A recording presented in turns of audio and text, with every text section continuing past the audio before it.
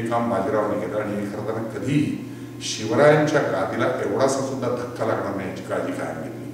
म्हणजे श्रीमंत शाहू हर्ष निदान बाळाजी बल्लाळ पंतप्रधान असाच शिक्का करायचा. मी कायम पंतप्रधान आहे, ते गादीचे मुख्य आहे. खरं तर शाहूच्या अंगी तसे कुठलेही फारसे गुण नव्हते. शाहू तलवारीवर लढू शकत नव्हता, पण तरीही तो शिवाजीचा वंश आहे, शिवाजीचा नातू आहे, त्यामुळे तो गादीवर आणि मी पेशवा म्हणून लढत राहणार असं आयुष्यभर त्यांनी एक वचनात राहिल्यासारखं शाहूंसाठी काम केलं. आणि सातारा गादी मूळ गादी म्हणून त्याचं हिंदवी स्वराज्यात रूपांतर करण्याचं काम केलं. त्यांनी दिल्लीचं तख्त सुद्धा फोडण्याचा प्रयत्न केला. म्हणजे मी म्हटलं तसं 1637 नंतर हे सगळं घडल्यानंतर बाजीरावांनी आटोरच्या जवळ जाऊन काही लुटालूट केल्याची नोंद आहे. म्हणजे शिकोहाबाद, फिरोजाबाद वगैरे ती सगळी गावं आहेत, तिथं त्यांनी राणोजी, शिंदे, मल्हारी वगैरे सगळ्यांना पाठवलं. आपण यमुनेच्या अलीकडेच थांबला आणि त्यांना म्हणलं जा लुटालूट करून घेऊन या, काय मिळतंय तेवढं सगळं. ते लुटालूट करून घेऊन येत असताना यमुना ओलांडून परत यायचं आहे. आग्र्याला एक जो तिथला जो सरदार होता त्याचा जो नातू आहे सलामत खान, तर त्यांनी बघितलं की बाजीराव सगळी लुट घेऊन बाजीरावची माणसं तिकडून चालली आहेत आणि त्यांनी हल्ला करायचा प्रयत्न केला त्यांच्यावर जाता जाता. तर तो हल्ला चंद्रावळीवर केला अशी नोंद आहे. चंद्रावळ म्हणजे मागे राहिलेलं सैन्य. खरं तर सगळी लूट, त्यावेळेला काही पूल वगैरे नव्हते त्यामुळे ती होड्यांमध्ये घालून घेऊन जायची. तर सगळी लूट, महत्वाचे सरदार हे सगळे पुढे निघाले होते आणि काही लोक अजून मागे थांबले होते. त्या चंद्रावळीवर त्यांनी हल्ला केला आणि 100-150 डुचकी मारली. आणि त्याने जाऊन आपल्या मामाला सरदार जो होता त्याला म्हटलं की बाजीरावाला पार पळवून लावला तिकडे यमुनेच्या पलीकडे. आता काय प्रश्नच नाही. हा इतका खुश झाला, अरे वा काय भाच्याने पराक्रम केला. ह्याने डायरेक्ट औरंगजेबाच्या म्हणजे गादीवर जो बसलेला शहा आला होता त्याला पत्र पाठवलं आणि त्याला सांगितलं की आम्ही बाजीरावचा पराभव केलाय, पार चमेली पार घालवून टाकला त्याला. म्हणजे चंबळच्या पलीकडे, बाजीराव असला यमुनेच्या जवळ खरं तर, पण त्याने पार सांगितलं की चमेली पार घालवून टाकलाय त्याने.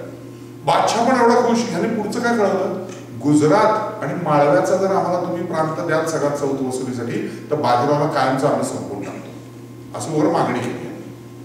ते म्हणले वा वा उत्तम. म्हणून आता ते त्या विचारात पडले. अशा वेळेला आग्र्याचा हा सरदार आणि दुसरा दिल्लीजवळ करीमुल्ला खान आहे, या दोघांच्या मधनं जी 28 किलोमीटरची चिंचोळी पट्टी आहे तिथनं बाजीराव 55,000ची फौज घेऊन यमुना ओलांडून दिल्लीत आला. आत्ता ज्याला तालकटोरा वगैरे म्हणतात ना, झील असा त्याचा उल्लेख आहे. त्याच्या अलीकडं जिथे मैदान आहे मोठं, त्या जवळजवळ 6 किलोमीटर अलीकडं त्या मैदानामध्ये रामलीला, त्यावेळेला रामनवमीला प्रवेश केला त्याने बरोबर, ही नोंद आहे. आणि त्याचा मोठी जत्रा आणि मेळावा भरला होता. आणि मग बाजीरावांनी स्वतःच लिहून ठेवलंय की त्या जत्रेत जाऊन आम्ही जरा झांबड केली. याचा अर्थ काही ठिकाणी हाणला लोकांना, काही लुटून घेतलं वगैरे वगैरे. आणि मग ती लोक बादशाहकडे गेली, त्याला म्हणजे आला की हो बाजीराव इथे कुठे चमेली पार वगैरे काय तुम्ही घेऊन बसलाय. नाही शक्यच नाही, तो चमेली पार आहे मला निरोप. अहो नाही म्हणले बाजीराव आलाय, काहीतरी असेल म्हणले तुम्हाला, ठीक आहे. एक 5,000ची फौज त्यांनी बंदोबस्तासाठी पाठवली. तर 55,000चं सैन्य घेऊन बाजीराव बसला. 5,000च्या फौजेने होतंय काय.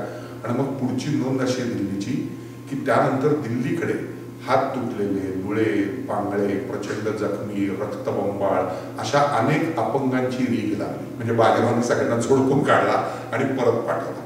ह्या वेळेला वरच्या भागामध्ये आणि अलाहाबादकडे असं दोन्हीकडे मंगश, त्यानंतर सुरुखान हे सगळेजण मस्त आरामात बसलेत की आता काय बाजीराव खाली आहे आणि सगळे चैनीत चालले. त्यांना अचानक कळलं की दिल्लीत आला तो.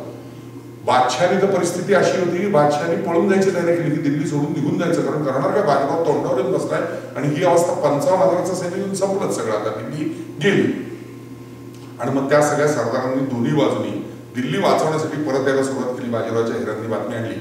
बाजीराव म्हणलं ठीक आहे आता यमुनेच्याकडनं आपण खाल्लं निघून जाऊ, आपलं काम जे करायचं होतं ते आपण अस्तित्व दाखवलं, आपण जाऊ. आणि बाजीराव तिथनं माळव्यामध्ये खाली उतरला. दुर्दैवानी इतक्या प्रचंड लढाया केलेला, सातत्याने त्या घोड्यावरती बसून केलेला प्रवास, एकीकडे ते ब्रह्मेंद्र स्वामींकडनं घेतलेली कर्तव्य त्याचं हे, दुसरीकडं घरामध्ये त्याला स्वतःला कधीही म्हणजे कधीही कितीही बाकी सगळं असलं तरी चिमाजी अप्पानी, नानासाहेब धाकट्यांनी आणि राधाबाई म्हणजे त्याच्या आईनी त्याला कधीही या विषयामध्ये क्षमा केली नाही ना कधी ऐकून घेतलं. एकच त्यांनी केलं, त्यांनी मात्र राधाबाईंना सांगून की मी पेशवा आहे आणि म्हणून मी लिहून देतो, एवढं मस्तानीला मिळालंच पाहिजे असं म्हणून त्यांनी तिच्या नावाने त्या जमिनीन सगळं संशयला करून दिलं, म्हणून ते मिळालं. पण तो त्या नर्मदेच्या काठी रावेर खेडीला आला आणि तिथे मात्र प्रचंड आजारी पडला. अंगात प्रचंड ज्वर, राणोजी वगैरे सगळे लोक बरोबर आहेत. ह्याच्या आधी तो जात असताना घडलेली फक्त निजामाची घटना एका छोट्या म्हणजे बखरीमध्ये आहे ती खरी का खोटी त्यातलं वक्तव्य हे माहिती नाही.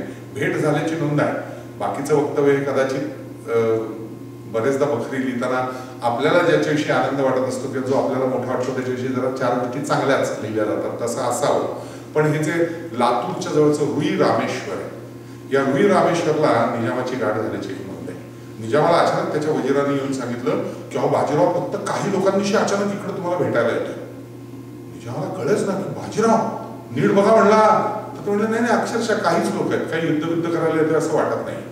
मग त्यांनीच माणूस पाठवून विचारलं काय काय नाही म्हणलं, जात होतो तुम्ही आलेला कळलं आणि 3 वेळा ठोकलेला आहे का आधीच, त्यामुळे आता निजाम काही हालचाल करणार नाही असं होतं.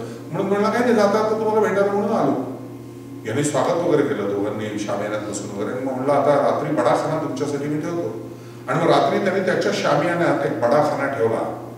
आणि ते बखरीतली नोंद अशी आहे की त्या बडाखान्यात बोलता बोलता तो म्हणला की बाजीराव तुम्ही फार चित्त्याच्या याने सावध असता अत्यंत, आणि कायम सावध चित्त असता वगैरे असं तुमचं वर्णन सातत्याने लोक करतात आणि त्यामुळे तुम्ही युद्ध जिंकता वगैरे.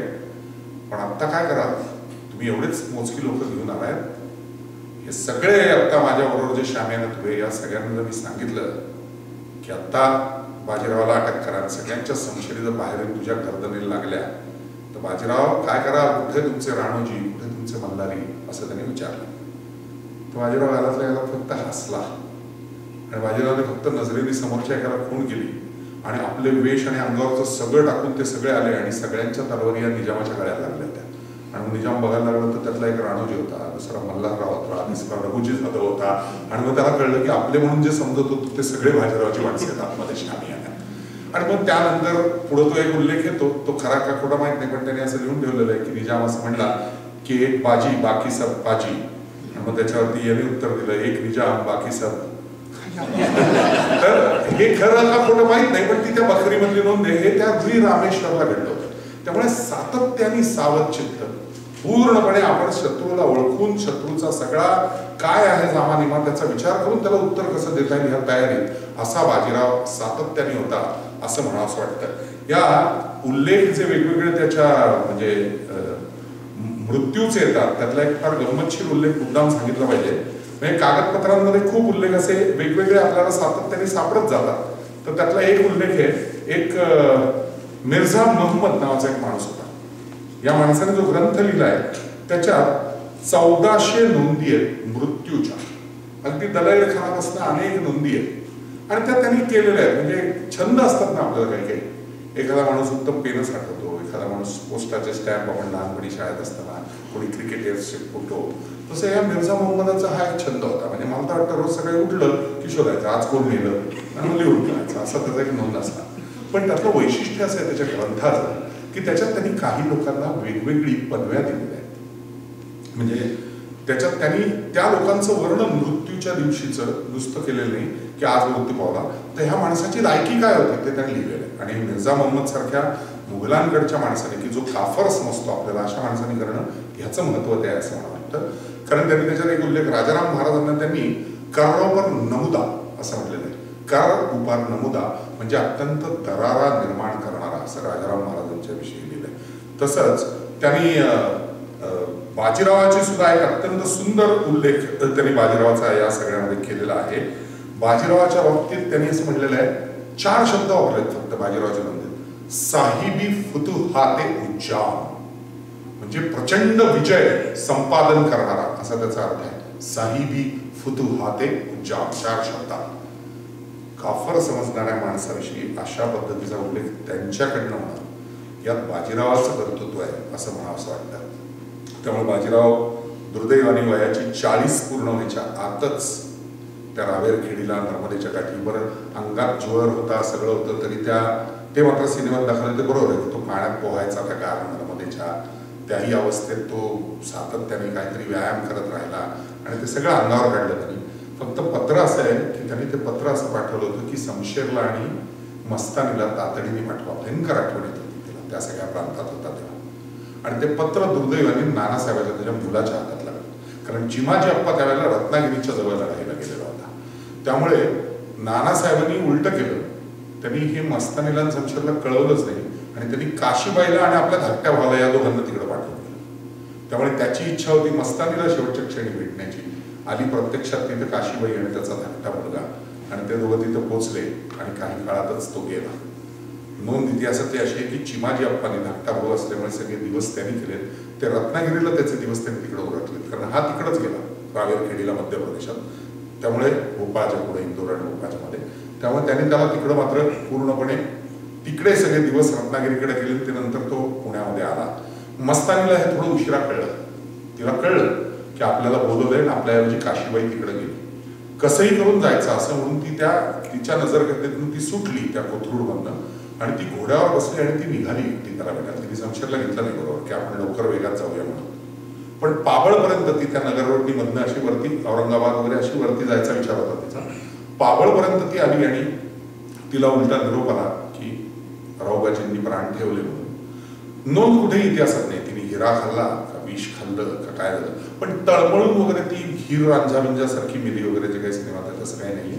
पण तिने तिथं आत्महत्या केली असं सगळे लोक सांगतात, आणि म्हणून तिची समाधी पाबळला, आपण नगर रोडला जाताना डावीकडे वळतो जिथं शिखरापूरच्या पुढं, तिथं पाबळला तिची समाधी आहे. त्याची नोंद आहे त्याच्यावरती, इथं तिने जीव ठेवला म्हणून, आणि तिची तिथं समाधी आहे. पण बाजीरावाच्या बाबतीत म्हणायचं तर बाजीराव मात्र अत्यंत म्हणजे संपूर्ण त्या सगळ्या काळात 20 वर्षात हा हिंदुस्थानवर दरारा निर्माण करणारा सेनानी म्हणूनच राहिला, आणि त्याच्या सगळ्या नोंदी या तशाच त्यामुळे सापडतात. आणखी एक फार गंमतशीर नोंद त्याच्या मृत्यूची सापडते, ती फार गंमतशीर आहे.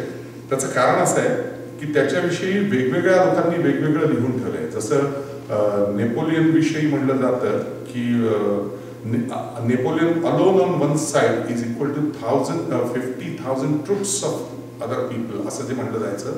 तसं यदुनाथ सरकारांनी असं लिहून ठेवले की similarly Shahu used to say if Bajirao is on one hand and 1 lakh troops on other side I would prefer Bajirao.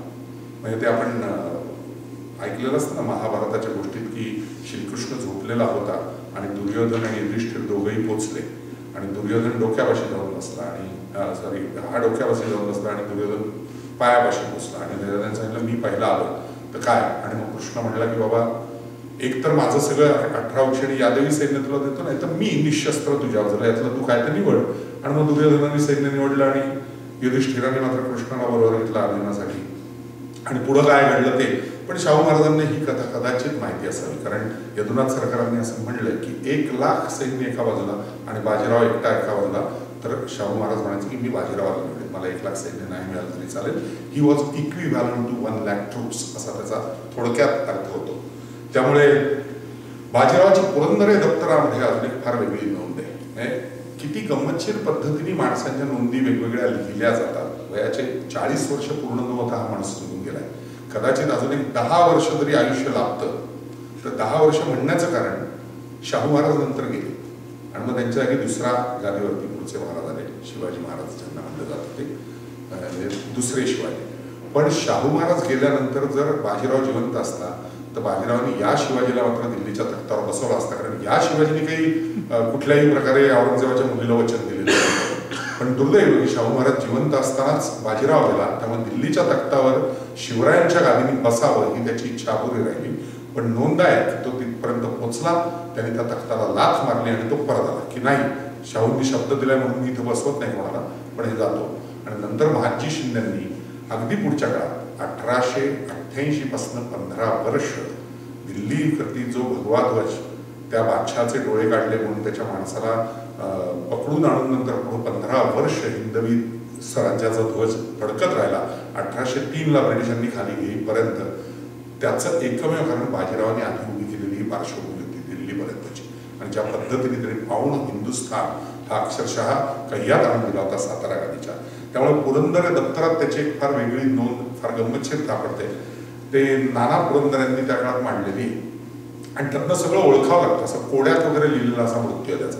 त्यांनी असं म्हटलंय, काव्य फार सुंदर आहे, यमरस नृप शाके रौद्र संवत्सरे, यमरस नृप शाके रौद्र संवत्सरे माधव धवल त्रयोदशार्क वारे निशाया नृप मुकुटमणी श्री शाहू मुख प्रधान सुरमतीमपी द्रष्टुम प्रस्थिता रावबाजी. त्याच्यातनं काही कळत नाही, पण ते सापडायला गेलं की लक्षात येतं यमरस नृप शाखे रौद्र संवत्सरे, म्हणजे यमाशी एकरूप झालेला आणि नृप आणि रौद्र संवत्सर. ज्यांना हिंदू सगळं कॅलेंडर थोडंफार माहिती असेल त्यांना लक्षात येईल की आपल्याकडे 60 संवत्सर असतात वेगवेगळी. तर त्यातलं हे जे रौद्र संवत्सर आहे हे साधारणतः 18व्या शतकाचा विचार केला तर गुढी पाडव्यानंतर 1740-41 हे रौद्र संवत्सर होता. त्यामुळे त्या रौद्र संवत्सरात म्हणजे त्या काळात माधव धवल त्रयोदशार्क वारे निशायान. आता माधव धवल, माधव याचा दुसरा अर्थ नाव आहे कृष्ण, कृष्णाचं ते नाव आहे. आणि आपल्याकडे जे सगळे महिने आहेत चैत्र वैशाख ज्येष्ठ असतात त्यातल्या वैशाखाला माधव म्हणतात. त्यामुळे माधव म्हणजे वैशाख आणि धवल म्हणजे शुद्ध पक्ष, म्हणजे वैशाखातल्या शुद्ध पक्षात त्रयोदशार्क वारे म्हणजे त्रयोदशी आहे आणि अर्क वार म्हणजे रविवार आहे त्या दिवशी. म्हणजे त्रयोदशार्क वारे म्हणजे त्रयोदशीच्या रविवारी निशायान म्हणजे रात्री झालाय. का तर 8:30 पर्यंत द्वादशी आहे आणि 8:30 नंतर त्रयोदशी लागली म्हणजे तो रात्री त्यावेळेला गेला आणि पुढे सुरमतीमपी द्रष्टुम पस्थित राहावं म्हणजे इंद्राकडे हा नर आमचा जाताना दिसतोय, म्हणजे तो मृत्युमुखी पडला अशी एक नोंद दिसते. ओरिएंटल एक्सपिरियन्स नावाच्या पुस्तकात रिचर्ड टेम्पल्टन असेल किंवा रिचर्ड टेम्पल असेल किंवा अगदी अकबरे आयनामध्ये सुद्धा नंतरच्या काळात मराठी शाहीचे जे जे उल्लेख सापडतात ते सगळे प्रत्येक ठिकाणी बघायला गेलं तरी एक लक्षात येतं की बाजीरावाचा उल्लेख अतिशय म्हणजे अतिशय समृद्ध पद्धतीने आणि मराठ्यांचा सगळ्यात मोठा सेनानी असाच कायम केलेला सापडतो. दुर्दैवाने मस्तानी हे नाव जसं लैला म्हटलं की मजनू येते, हीर म्हटलं की रांझा येतो, तसं बाजीराव म्हटलं की बाय डिफॉल्ट मस्तानी आलंच पाहिजे असं आपल्या डोक्यात लहानपणापासून बिंबवलं गेल्यामुळे असेल कदाचित. आपण बाजीरावला फक्त तेवढ्याच एका कंसात महिरपी कंसात अडकवत राहतो. मस्तानी ही लढवय्या होती, शूर होती, पुढच्या काळातले तिचे वंश आपल्याबरोबर राहिले हे सगळं मान्य करू नये. नीट विचार केला तर मस्तानी बरोबरचा प्रत्यक्ष कालावधी तो पुण्यात राहिला तिच्याबरोबर तो 17 महिन्यांचा आहे. त्यात ती गरोदर असताना 6 महिने शेवटचे म्हणजे 3रा महिना ते 9वा महिना तरी तिला जवळ गेलाय. त्या काळात तिच्या तो बरोबर जास्त राहायला काळजी घेत. त्या काळात तो 17 गादीशी फक्त बाकीच्या चर्चा आणि काही काळ चिपळुणात जाऊन आल्याची नोंद आहे. पण अन्यथा कुठेही तो तिच्याबरोबर कधीही राहिला नाही ना. कधी तिला आयुष्यामध्ये त्या शनिवारवाड्यामध्ये 2 रुपयाची जागा कोणी देऊन दिली की बाबा मस्तानी आहे बाजीरावाने आणली म्हणून ठेवा वगैरे, तिला कधी प्रवेश मिळाला नाही. राधाबाई चिमाजी अप्पांनी कायमच त्याच्या विरोधात आणि खलनायकाचीच भूमिका या सगळ्या प्रकरणात घेतली आणि या सगळ्याचा मनस्ताप नाही म्हणलं तरी त्याला सहन करावा लागला. आणि त्या सगळ्यातनं कुठंतरी शेवटी अत्यंत वैतागलेला प्रचंड कष्ट करून शारीरिक झीज जत्न झालेला असा श्रीमंत पेशवा हा वयाच्या 39व्या वर्षी अचानक रावेरखेडीला 3 दिवसाच्या आजाराने मृत्यू पावला. पण आजही ती समाधी बघताना किंवा जेव्हा तो इतिहास सगळ्या डोळ्यासमोर होतो तेव्हा असं लक्षात येतं की खरंच जगाच्या नकाशावर नेपोलियनपासून सगळ्या गोष्टींवरती एवढाली पुस्तकं लिहिली जातात. बाजीरावांवरती मराठीत इनमिन 4 चरित्र आहेत, त्याच्या पलीकडे काही नाही. आणि पेशवाईचे पुण्यासारख्या इतिहास संशोधन मंदिरात 3 लाख पत्र अशी अजून पडलेली आहेत आणि कागद वेगवेगळे आणि ज्याला जुने रुमाल असं म्हणतात पेशवाईतले की जे आज वाचता येत नाही म्हणून मोडी वाचता येत नाही म्हणून पडलेले आहेत. आणि हे सगळे उघडून त्याच्याविषयीचे सगळं चरविचरण हे करण्यामुळे इतिहासाच्या साधनांसाठीचा पैसा आपल्याकडे नाही आणि त्यामुळे दुर्दैवाने तो सगळा इतिहास दुर्गोच्चरही होत नाही.